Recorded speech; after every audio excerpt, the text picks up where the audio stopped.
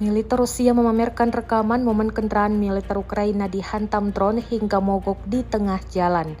Drone peledak Rusia terekam menabrak kendaraan pos komando M577 Ukraina yang tengah dikemudikan tentara Kiev.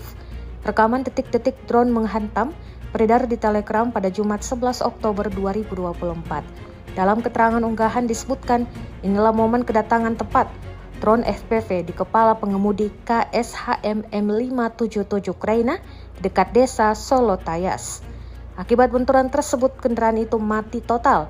M577 tersangkut di dalam lubang setelah berusaha menghindari serangan kedua drone Rusia.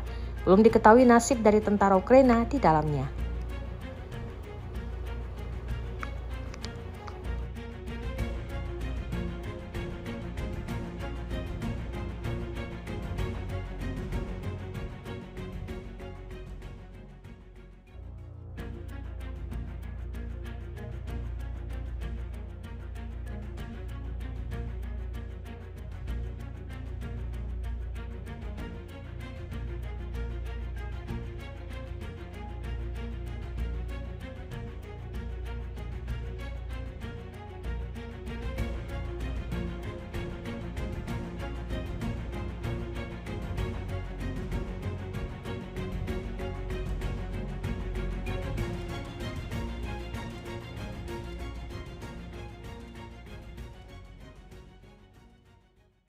Download Tribun X sekarang, menghadirkan lokal menjadi Indonesia.